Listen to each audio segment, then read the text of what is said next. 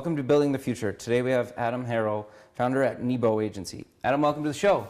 Pleasure to meet you. Yeah, I'm excited to have you on the show. I think what you're doing is interesting, but maybe kind of before we get into that, let's cover your background and kind of where you grew up.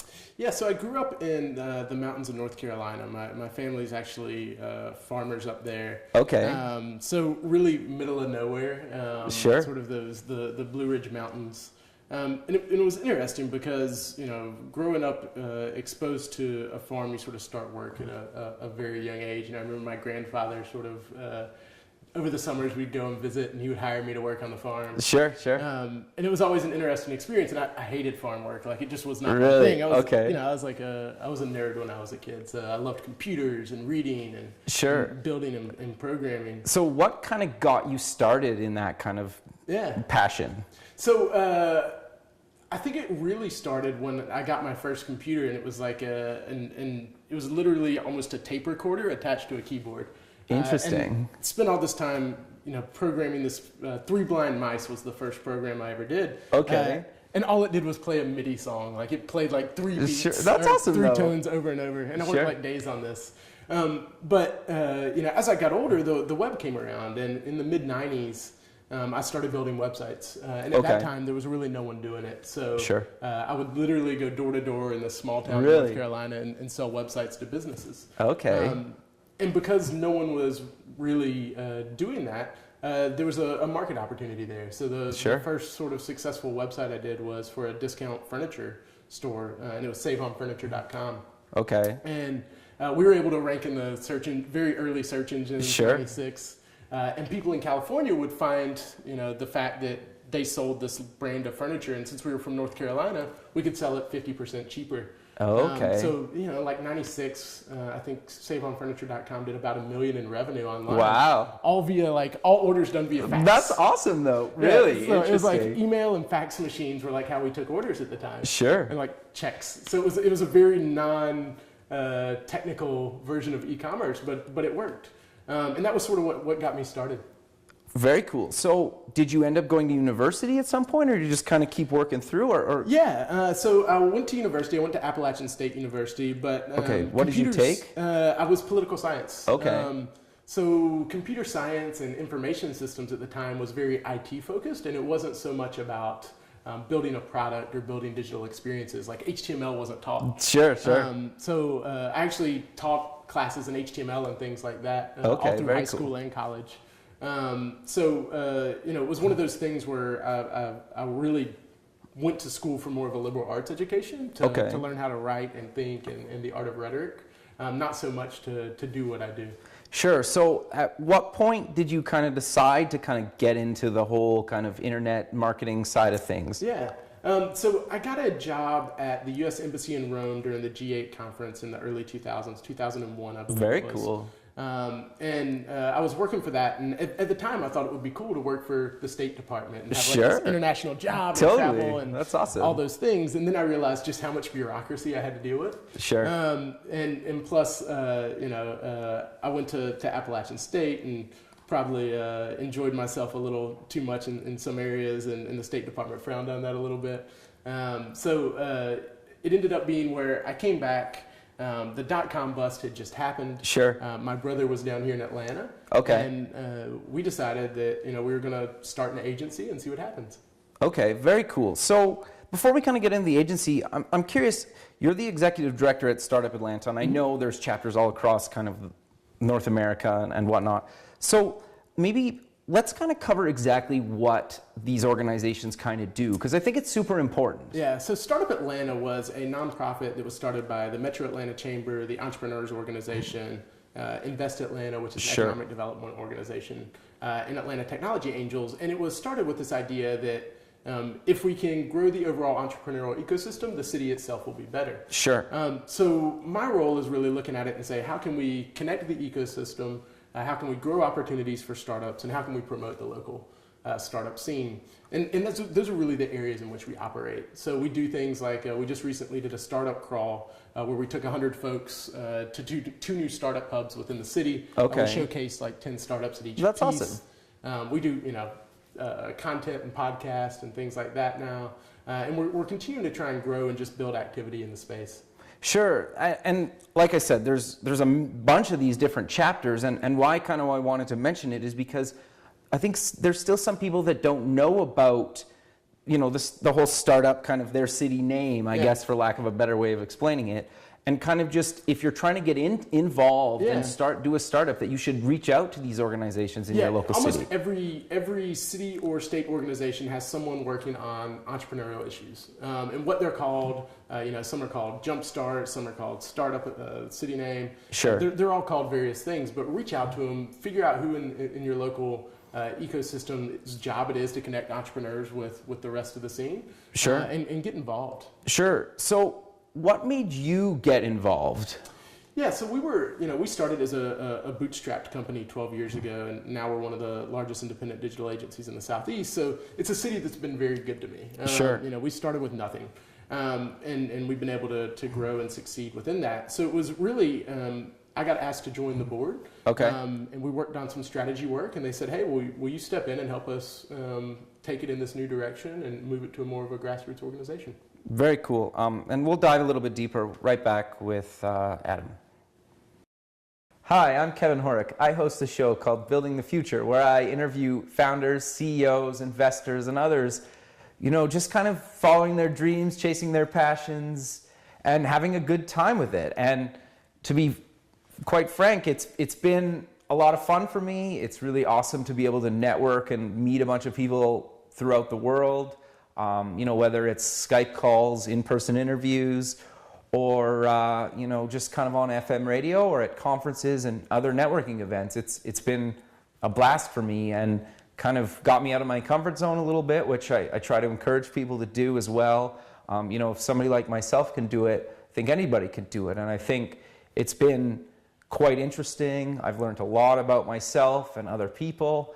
It's also really grown my own personal network, and I encourage everybody to network. And the world's so small nowadays. It doesn't really matter where you live on the planet. You can do stuff in other countries or your own country or city. It doesn't really matter anymore. Things have gotten so small, and the world's such a small place. And just being able to talk to these people that are doing stuff all over the world. There's a lot of people doing stuff that it's awesome inside and outside of Silicon Valley and kind of the Northern California area. And there's a lot of hotspots kind of coming up across the nation. And I look forward to connecting with all of you.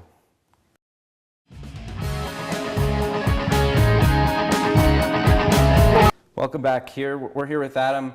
So I'm kind of curious, let's kind of cover what exactly your agency does and why you guys decided to found it. Yeah, so we're a human-centered agency for the digital world. And if you look at sort of the context around when we got started, we're entering a world where there's more devices, there's more platforms, and there's more content than ever before. Sure. The average person is exposed to something like 5,000 messages a day. Sure. And in this world in which a lot of things are becoming more abundant, attention is becoming more scarce, trust is becoming more scarce. But digital provides an opportunity to change a lot of those things. So we looked at it and said, hey, how can we take our understanding of human-centered design and brand strategy and digital marketing and really use that for brands to connect with their customers? Sure. Okay. Go ahead. Sorry. Yeah. Oh, no worries. The other aspect was the agency space, specifically the advertising space, is an interesting one in which you have the majority of the market controlled by just a small number of holding companies. And they tend to put profit above people. So when we really looked at it, we said, how could we put a little bit more humanity into this industry? How could we treat employees like we wanted to be treated? How could we move away from this sort of hire and fire and burn people out culture? 80-hour work weeks aren't sustainable. How could we allow people to build and do fulfilling work, but not just destroy them in the process? So we really looked at it and said, those were the two angles. There's a problem that we can help brands solve, and there's a culture we could build that would differentiate us in the marketplace. Sure. No, I think a lot of people kind of that have worked at agencies suffer from that. So I think it's super important. So I'm kind of curious to know, what kind of services do you guys kind of provide? There's three core things that we end up doing a lot of work in, and that is really around design and building complex interactive experiences. Okay. So how do you take an understanding of what the audience is what are their needs, wants, their aspirations, Sure. what are their end goals, their experience goals, their life goals, and then how do you design a digital experience to help them solve their problems. Okay. So really in the design and build sector. And then in the other piece is buyer journey marketing. How can you market to a potential customer across all these different devices and platforms and guide them through that journey so that they take a desired action? Hi, I'm Kevin Horick. Let's quickly talk some tips for networking. I think a lot of people just don't realize that a lot of people are willing and happy to help you, and are fine if you reach out to them with a purpose and a meaning. Whether you reach out kind of on social media like Facebook or LinkedIn or Twitter. I've had a lot of success just reaching out to people on LinkedIn, Twitter. That's pretty much how I've gotten most of the guests for the radio and TV show is between kind of just reaching out to people on Twitter and LinkedIn. I kind of started out just adding random people on LinkedIn and, just kind of going through and actually just searching for people at say like Google and whatnot, and just adding those people. And, a lot of those people add you back, and then your network keeps growing. And I know it's a little bit controversial to kind of just reach out to random strangers and whatnot, but it really has worked out for me. And that's kind of how I ended up getting the radio show, which led to the TV show. It's also how I got asked to write a book and also write for a tech blog out of Los Angeles. So, just reaching out to people has been really, really great for me, and I recommend you try doing that. The other thing that I think makes a lot of sense is actually apply for jobs that you want. Don't be afraid and keep applying at certain places. It could take years and years before you actually maybe hear back, but keep at it, and hopefully it doesn't take that long, but don't give up, right? And also read their job postings and see what kind of skills they're looking for, and either learn those skills if you don't already know them, or start adding those to your resume. The other thing is ask for feedback on anything that you're kind of working on, or ask people what you can improve on. Like I reached out to one of my design heroes at Google a number of years ago, and he's really well known. I won't mention his name here, but I was completely shocked when a couple weeks later he wrote back, and he would have spent at least 30 to 40 minutes on the email he sent me, and I was quite impressed. And so it's worth asking. You're not always going to hear back, but you need to keep kind of trying, and eventually somebody will write back to you. The other thing is, why not start a little side project or little company or business? You never know what these side projects can do and who you'll end up meeting through that. The other thing that makes a lot of sense is either start or go to kind of local groups.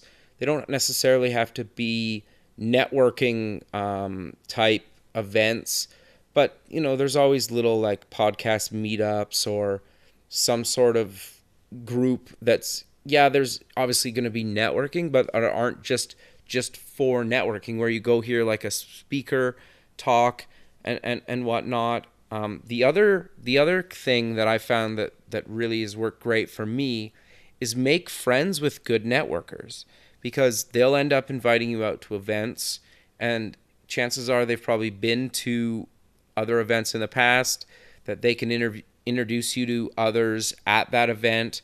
And if you keep going and you kind of maybe shadow them a little bit for one or two events, you end up knowing a bunch of people at those events. You keep going, and you meet a bunch more people, and it kind of just spirals from there. So hopefully those are some useful tips on what have worked for me networking. So I hope you're enjoying the show, and we'll be back at it shortly.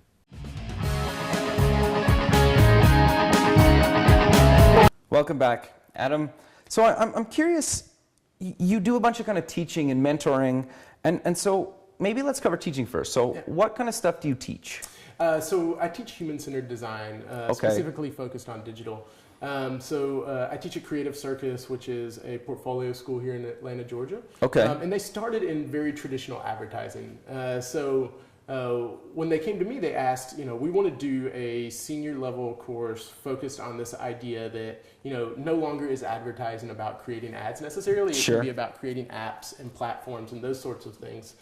So my job is really to go into the class, give them realistic project briefs, and lead them through that design process to where they're not designing stuff that they think looks cool and Sure. that might go in an annual, but they're actually designing things that might solve a problem or generate awareness and engagement of the consumer and actually spread through engineered virality. Sure. So they're building platforms, not ads, and that's sort of the space in which I try to teach. Sure, and that's what I find kind of interesting about the whole space is, and it's starting to become more and more prevalent now, is you're not really designing this like art piece. You're designing for a user or a target market or maybe a combo of both and a handful of other things. And I think sometimes like designers, and I'm a designer by trade, so we try to make it like the prettiest, sexiest thing possible. And sometimes that makes sense and sometimes it doesn't, especially if you're building software, especially enterprise level software, right? Or an app,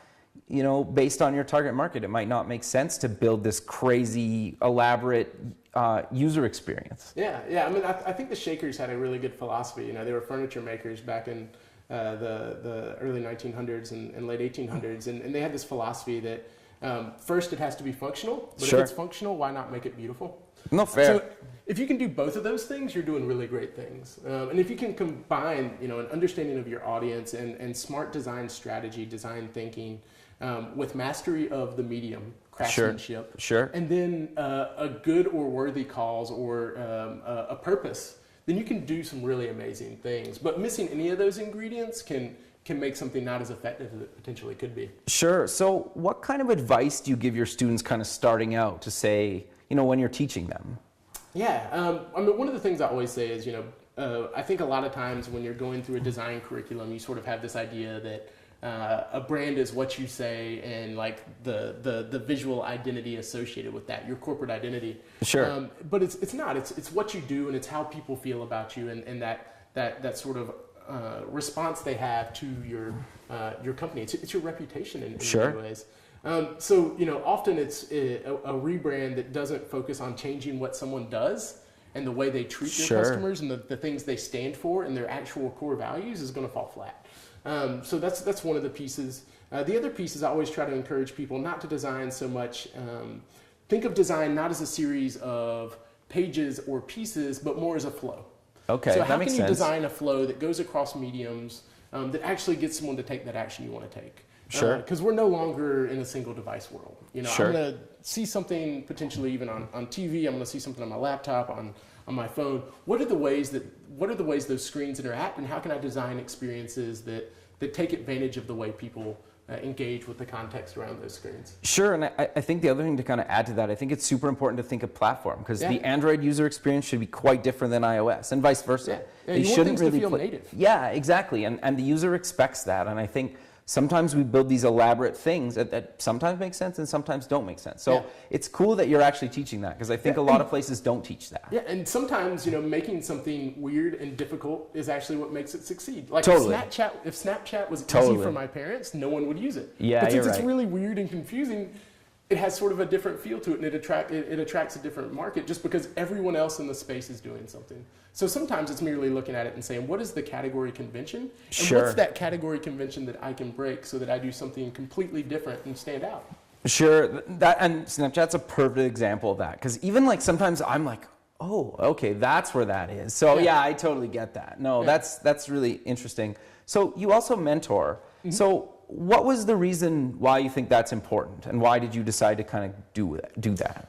Yeah, the reason that I really try to just stay involved in the community and is that at the end of the day, this city has given a lot to me. Sure. I was able to move down here with really nothing. We had no funding, no backing. We didn't have any capital. Sure. I'd literally sold my car before I moved down Really? here. Interesting. So when my wife met me, like I lived in an apartment and slept on like a sheet on the floor, like, didn't even have a mattress. Wow. And I was able to build a company from that. And that wouldn't have happened in a lot of different places. Sure. So I feel like this was a city that really presented me with a lot of opportunities. So I want to make sure that I can connect as many people to opportunities so they themselves can succeed. Sure.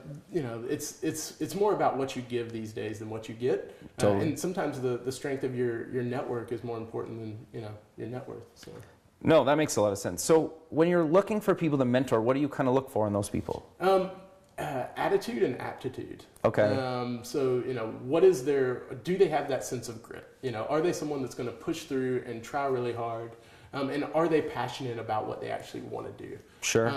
The people that tend to work best are those that, they come into it and they're doing this because they're really passionate about it. They're passionate about solving a specific problem, or they're passionate and they love the technology, the design process, the craftsmanship piece. Sure. If you're doing it just to get a resume point because you want to go work at a Fortune 500 one day, then it's not a great fit. But if you're doing it because you truly want to learn and you want to get better, sure, and you want to find your own path, then you can find a mentor and have a really effective mentor-mentee relationship. Sure. But sadly, Adam, we're out of time, so maybe let's close the show with promoting where people can get more information about yourself. Yeah, so you can follow me on Twitter at Adam D. Harrell.